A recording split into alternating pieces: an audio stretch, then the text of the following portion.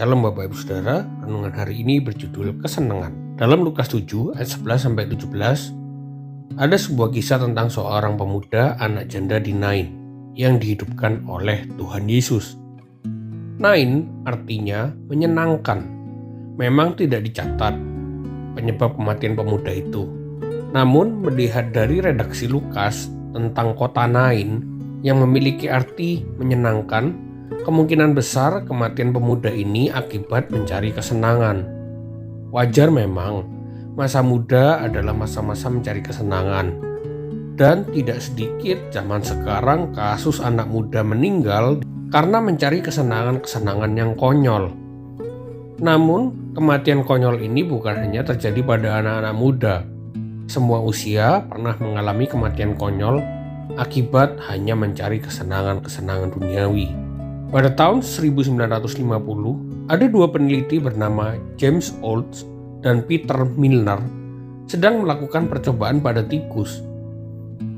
Mereka secara tidak sengaja menemukan pusat kesenangan otak tikus dengan dialiri arus listrik. Akhirnya mereka merancang sebuah kandang dengan tuas untuk mengalirkan arus listrik yang dapat merangsang pusat kesenangan dalam otak tikus. Tikus-tikus itu masuk dalam kandang dan menekan tuas itu sebanyak ribuan kali dalam 1 jam. Tikus-tikus itu tidak mempedulikan makanan dan air. Sampai pada akhirnya mereka mati karena kehabisan tenaga. Mereka benar-benar menyenangkan diri sampai mati. Yang menyebabkan orang mati konyol bukan hanya usia, tetapi hasrat untuk mencari kesenangan. Tuhan tidak melarang orang menikmati kesenangan. Tetapi jangan sampai terjebak dengan kesenangan, mengorbankan kebenaran untuk kesenangan, mengorbankan waktu untuk Tuhan demi memuaskan kesenangan. Itu tidak baik. Bahkan mengorbankan kesehatan diri sendiri untuk kesenangan. Jangankan menyenangkan Tuhan, kesehatan diri sendiri saja rela dikorbankan. Lalu bagaimana jika sudah terlanjur? Orang yang larut dalam kesenangan adalah orang yang mati bagi kebenaran dan hidup bagi dosa.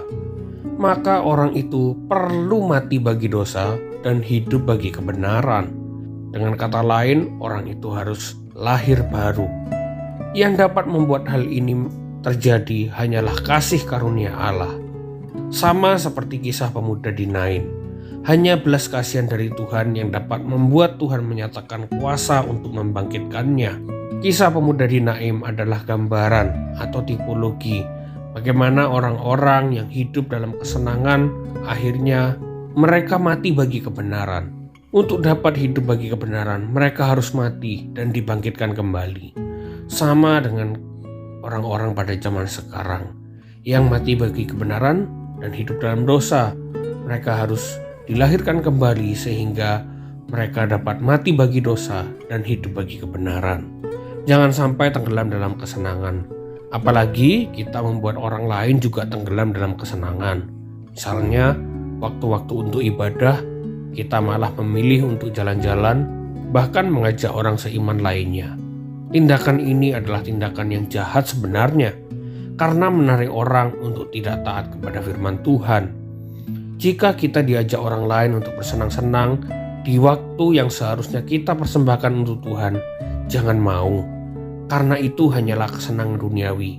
Tolaklah dengan sopan dan justru ajaklah mereka untuk datang kepada Tuhan. Jangan sampai mati konyol seperti pemuda di Nain. Yang harus kita takuti bukanlah kematian secara jasmani, tetapi kehidupan rohani kita yang mati. Itu adalah kematian yang lebih mengerikan dibandingkan hanya kematian jasmani, karena kita akan terpisah dari Allah selama-lamanya.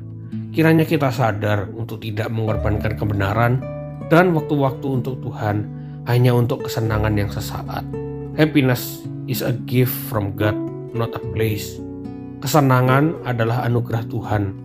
Ketika kita menikmati nanti di kerajaan sorga, bukan tempat di dunia yang fana ini. Tuhan Yesus memberkati.